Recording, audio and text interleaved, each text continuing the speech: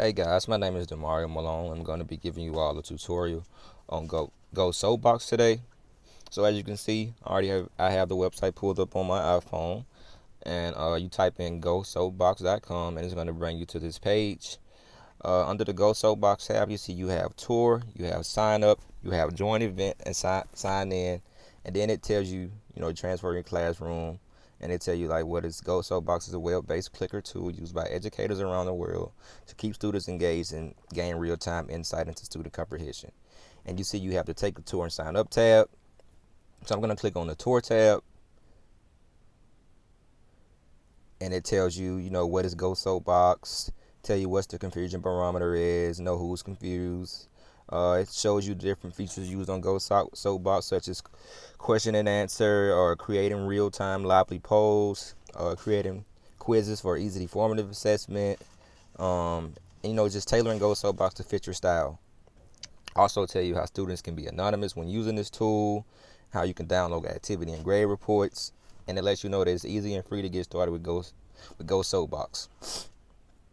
Now, as I go back up to the top, I'm going to click on the sign up tab, and here as a teacher, you can sign up for GoBox, which is your name, your email, and your password, and that's all you need. Or you can go to join the event and sign in. If you already have an account, you can sign in. Or for students or non teachers, you can be given an access code by your teacher, and you can just key that in right here under the access code tab, and you can join the event. So I'm going to sign in because I already have an account created for my group and my tutorial project. And as you see, it signed me in under my name.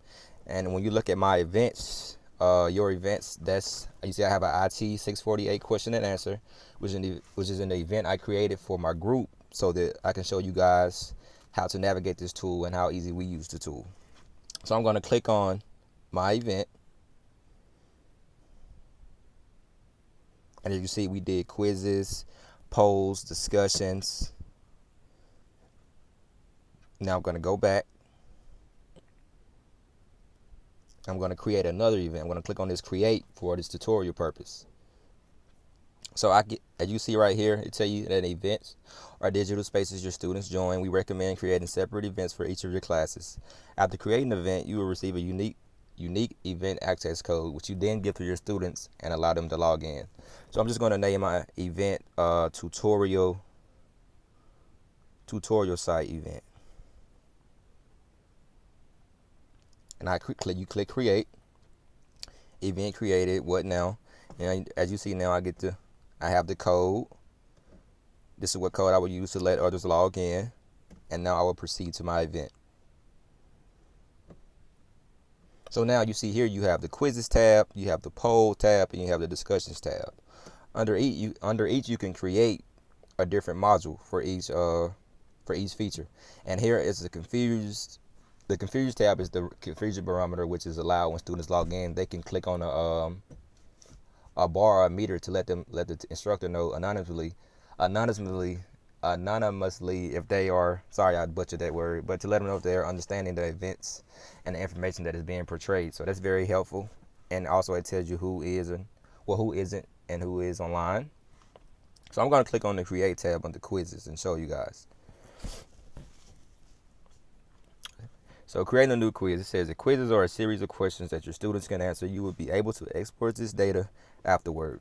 So let's name this quiz tutorial quiz.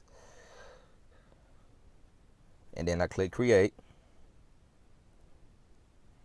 And then you see you have the different options to change the quiz details, download the current response data, reset quiz results, or remove this quiz completely. Let's just add a question, show you guys how this works. So you put a text of the question. What is the date?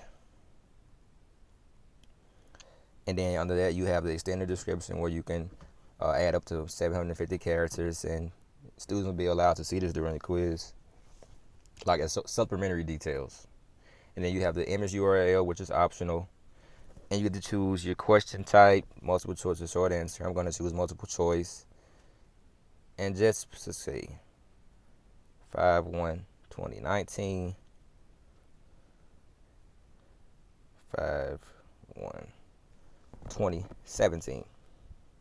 Well, okay, I butchered that. 2017. And done. So there it shows you, and you get to choose the correct answer. I'm going to choose 5/1/2019. And you have the post-quiz description, which is optional. I'm going to hit create.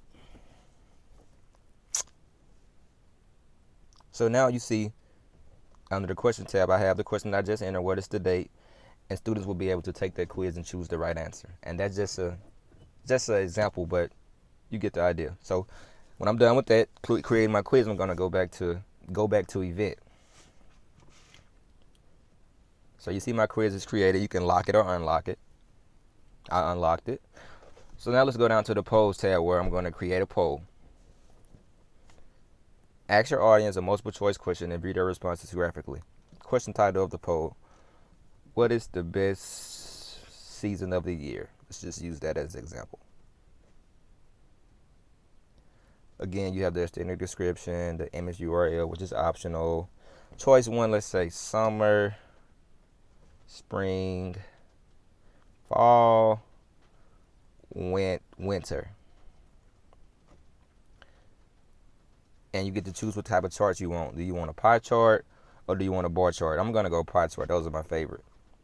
And as audience visibility, this explains if the results are visible to students or if they're not visible to the students. But I'm going to make it visible to students so they all can see.